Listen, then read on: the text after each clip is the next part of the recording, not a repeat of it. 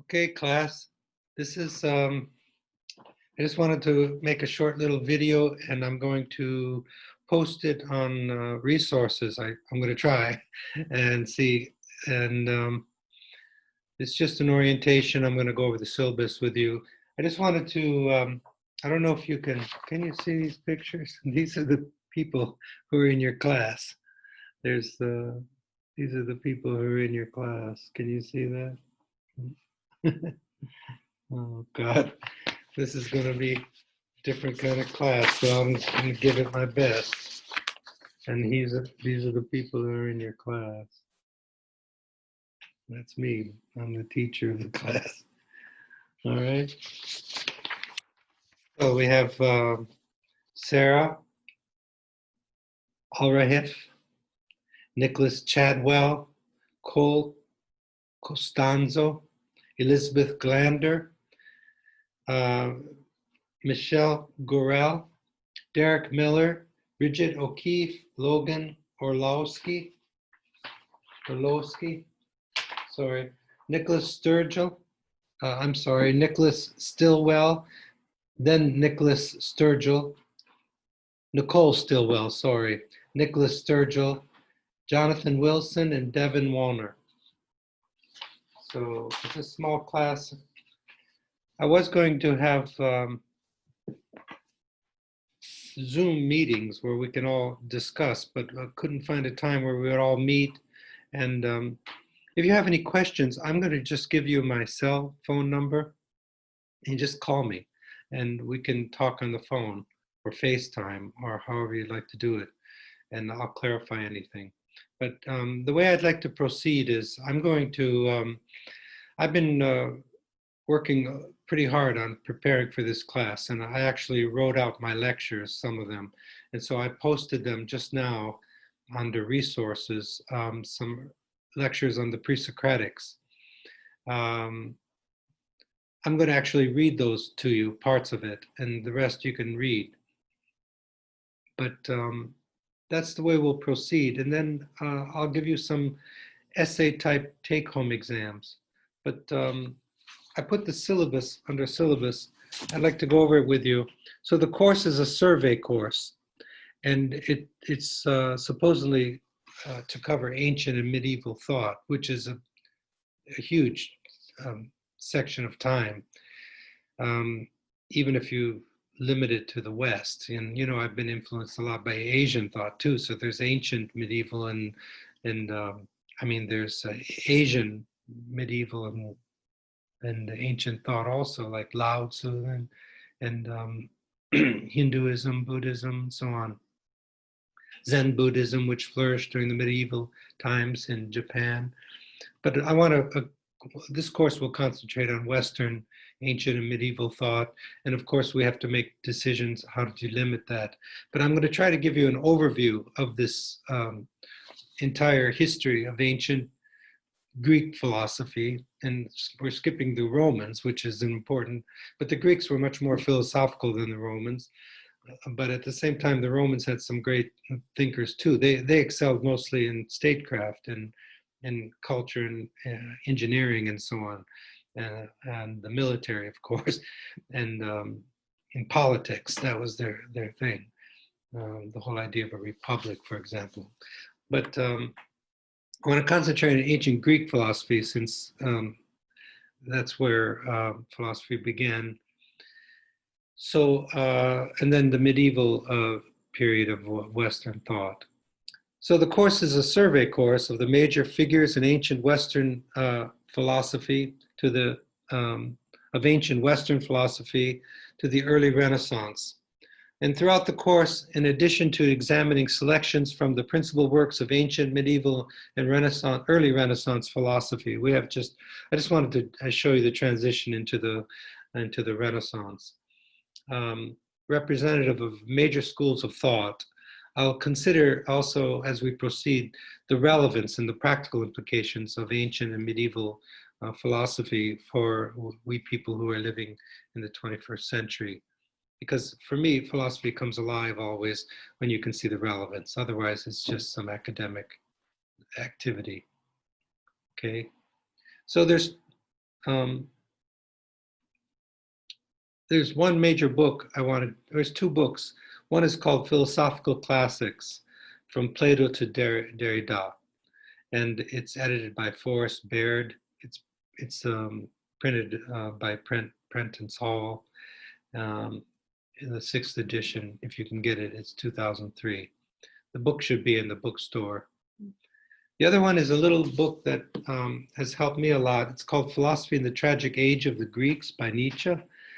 And there's two great philosophers who have thought very deeply on Greek philosophy. And then there's a whole sea of scholarship, of course, on ancient Greek philosophy. But among the seminal thinkers in the West, the two great thinkers that gave deep thought to the ancient Greeks were Nietzsche and Heidegger. And so they influenced me a lot, and I think they gave me the inside story about the ancient Greeks. And of course, I assimilated it in my own way, creatively, and came up with my own interpretations. And I'm really proud of, and I feel fond memories of my trips to Greece. I was there 7 times, and the first time was only for 3 weeks, and then I loved it so much. I spent the next 6 journeys to Greece.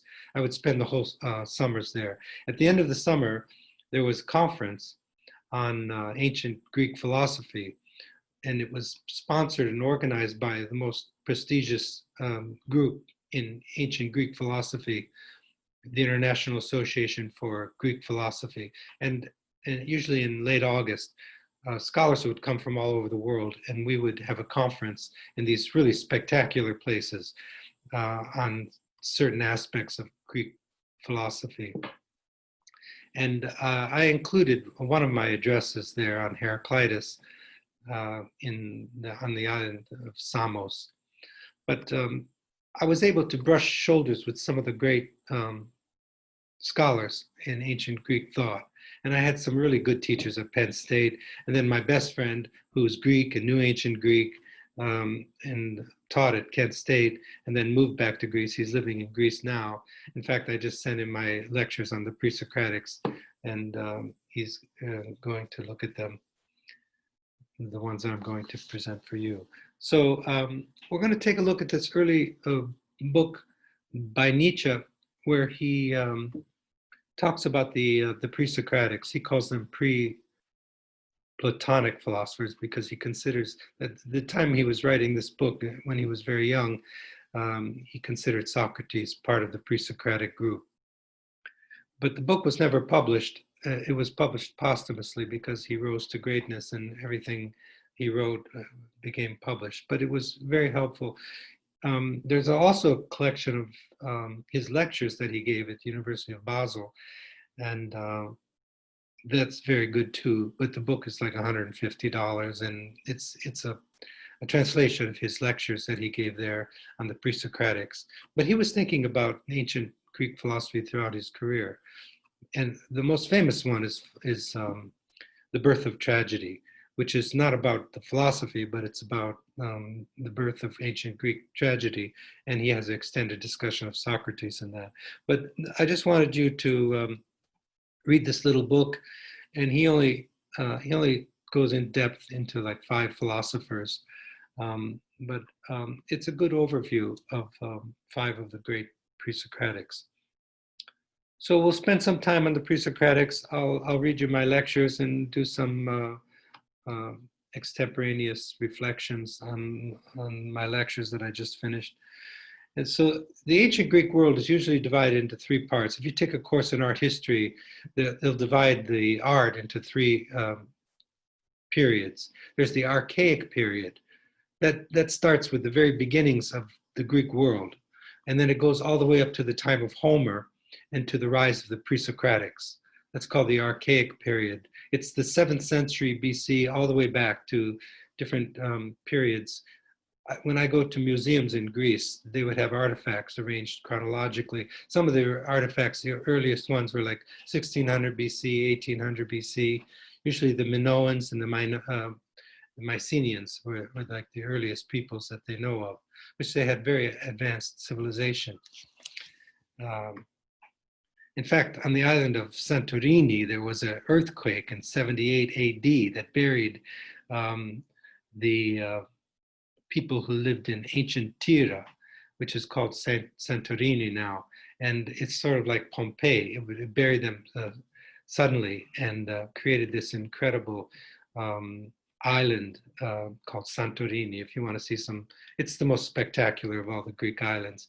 And the center of the island just sunk, and then what's left is the perimeters. But it's big, and people live there even today. But there's this Akrotiri, it's called, where they discovered about a decade ago, or well, it's been longer than that now.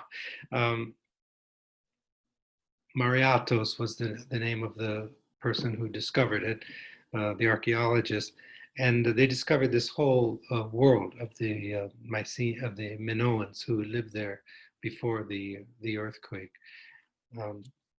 That's on the island of Santorini. It's easy for me to get distracted when I start thinking of Greece, because some of these experiences of my times there come in full force.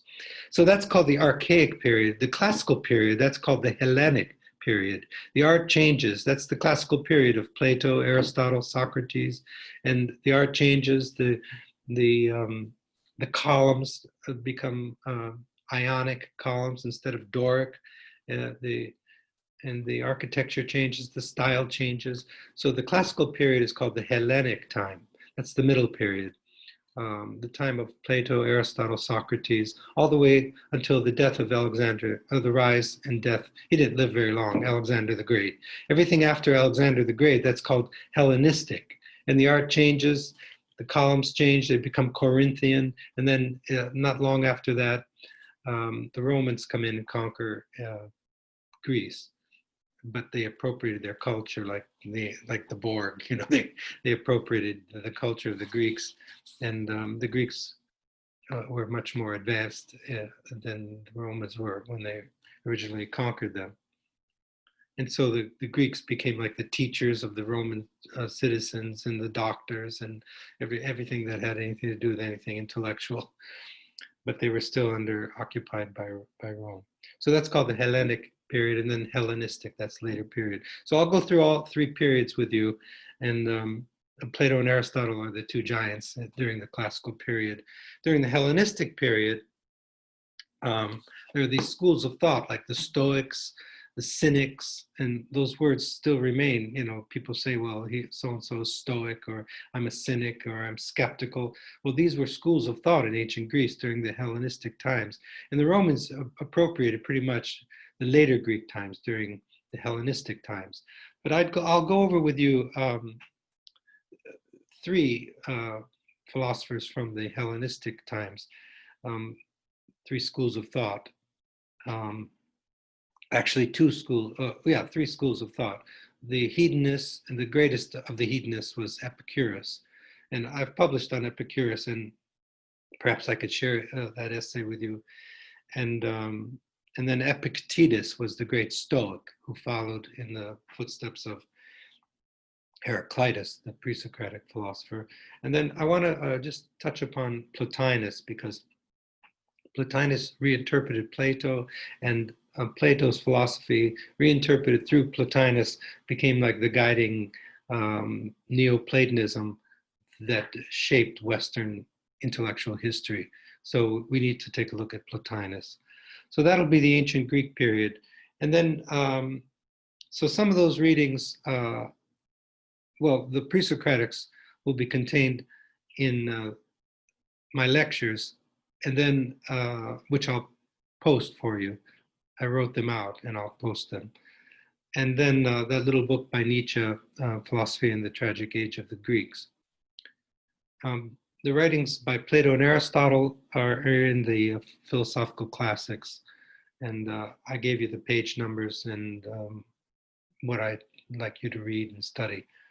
And then from the Hellenistic period, there'll be the writings of Epicurus, Epictetus, and then Plotinus. Those are all in the Philosophical Classics book.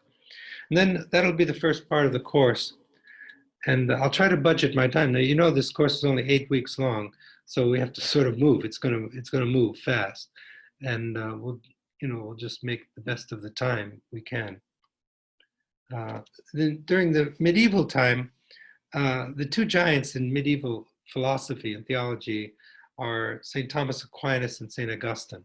So we'll take a look at those two. But my own approach to medieval thought was the mystics, the great mystics.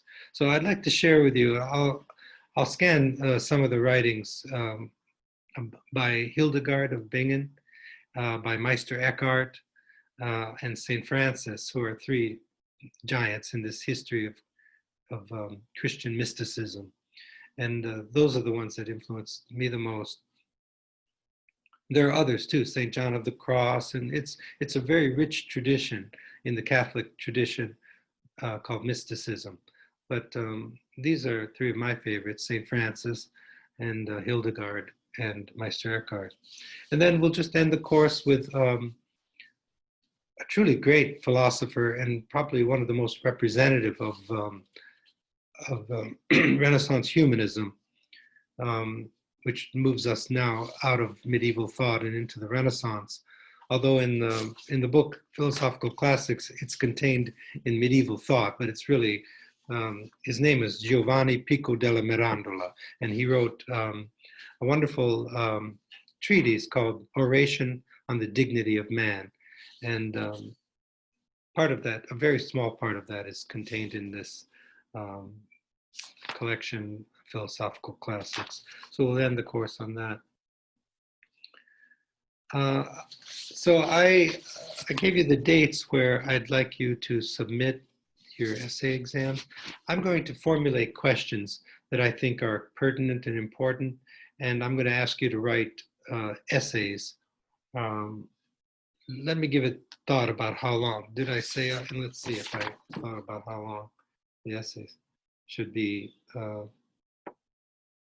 No, I didn't really indicate how long they should be. Or did I? Yeah, I did under exams. The exams will be at-home essay exams in which you respond to the questions that I will formulate. I will post the questions on your emails. There's a way of, on ECN, if I go under messages or announcements, either way, it'll come to you. And then I'll just say, I'll post the questions. And then I'll just send them to you individually. There are only 9 of us, so that shouldn't be too hard. And then the due dates are there on the syllabus. And I did say they'd be, your responses should be from 4 to 5 pages, double space. That means all of the questions. I mean, you don't have to write 4 and 5 pages on each question. I may ask like 2 or maybe even 3 questions, and altogether it should come to like 4 to 5 pages, double spaced. Okay, and again, if you have any questions, just call me. I'll give you my cell phone number, and we can FaceTime even, or if you'd like to see my face, but I can clarify anything. But I'm going to give it my best. Actually, this is ancient philosophy is one of my favorite, and I've published extensively, and I've had some good luck in having really good teachers. My best friend, I told you, was Greek, brushing shoulders with these scholars from all over the world in Greek philosophy and spending time with them. And especially Nietzsche and Heidegger helped me a lot. Although I don't follow them down to the letter, I creatively assimilated them, and they took me into the inside. So I feel strong in this area. And so I'll give it my best. If you do the work and come halfway with me, we can make this succeed, even though the course is remote. But I do regret not being with you face to face. It's just that I can't do it right now, given my situation. Okay, so I'll post this now, and tomorrow I'll read some of my lecture, probably half of it, on the pre-Socratics. And then I actually posted the text of that. But if you don't want to read it, that's fine. If you listen to it, that's good enough. But there is part that I posted that I didn't, what I did is I took the fragments of Heraclitus and Parmenides and Parmenides' disciple Zeno, and I just scanned all their writings from the most authoritative source on the pre-Socratics. And I'm not going to read those to you, but I wanted you to have those because those are the original writings. So if you don't want to read my lecture in addition to listening, there's no reason to do both unless you want to. Um, I posted them because they have the actual scanned documents of Parmenides and Heraclitus, who I focus on. Okay, so I look forward to this class, and I'm going to give it the best of my abilities to make it succeed. Okay, all right.